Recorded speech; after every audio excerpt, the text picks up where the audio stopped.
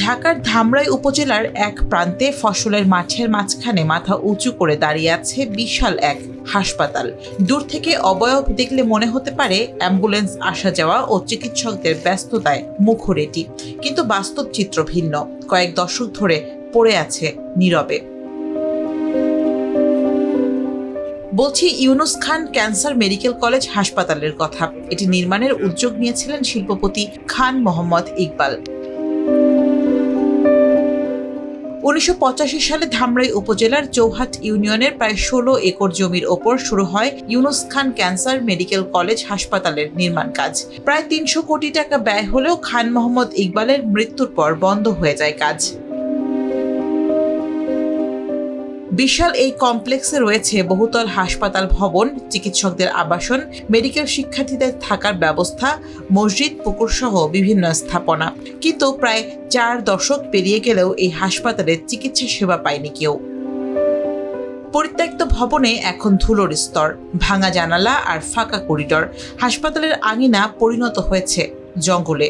এই ভবনটা আপনার অনেকদিন যাবৎ পড়ে রয়েছে। আমরা পরিত্যক্ত অবস্থা দেখতেছি, আপনার অনেক মনে হয় আমাদের জন্মের আগে থেকে দেখতেছি। এখন বর্তমান পরিস্থিতি আপনার নেশা খুব আড্ডা হয়ে গেছে। এটা করতে চাইছিল, সে মারা যাওয়ার পরে এটা চালু হইতেছে না। এটা যদি চালু হয় তাহলে ধামরাই মানুষের উপকার হবে, তথা মির্জাপুরের মানুষের উপকার হবে, এবং হলো ঢাকার এই সাইড অঞ্চল এলাকার যে মানুষজন থাকবে তাদের দুর্ভোগটা একটু কমে যাবে, কারণ আমাদের এখানে ওই রকম ভাবে হসপিটাল নেই। বর্তমানে এটি দেখভালের দায়িত্বে রয়েছে ইকবাল আহমেদ ফাউন্ডেশনের ম্যানেজার এস আলম চৌধুরী। তিনি জানান, বিপুল ব্যয়ে হাসপাতালের নির্মাণ কাজ বহুদূর এগোলেও নানান জটিলতায় তা থেমে যায়। সরকার বা কোনো প্রতিষ্ঠান এটি চালুর উদ্যোগ নিলে সহায়তার প্রতিশ্রুতি দিলেন তিনি।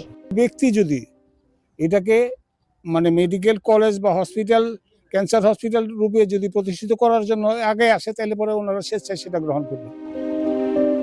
হাসপাতাল চালুর জন্য প্রয়োজনীয় উদ্যোগের বিষয়ে জেলা প্রশাসকের কার্যালয় ও স্বাস্থ্য মন্ত্রণালয়ে অবহিত করা হয়েছে বলে জানান ধামরাই উপজেলা নির্বাহী কর্মকর্তা। একটা বিশাল হাসপাতালের উদ্দেশ্যে আসলে করা, এখন পর্যন্ত প্রায় সম্পূর্ণ পর্যায়ে হওয়া অবস্থায় মালিক মারা গিয়েছিলেন, এই জন্য এখন পরিত্যক্ত অবস্থা আছে। আমরা অথরিটিকে জানিয়েছি যে এটা যদি সরকারি উদ্যোগে বা ব্যক্তি মালিকানা থেকে সরকার নিয়ে কোনো স্বাস্থ্য সেবার খাতে এটাকে ব্যবহার করা হয়, তাহলে জায়গাটা এখানে উপত্যকা থেকে অনেক দূরবর্তী স্থান, তাহলে ওই এলাকার মানুষ তাদের উপকৃত হবে।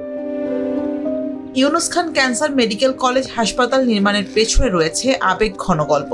ক্যান্সারে বাবার মৃত্যুর পর তার স্মৃতিকে ধরে রাখতে এবং দেশের মানুষকে উন্নত চিকিৎসা সেবা দেওয়ার লক্ষ্যেই এই প্রকল্পের উদ্যোগ নিয়েছিলেন শিল্পপতি খান মোহাম্মদ ইকবাল।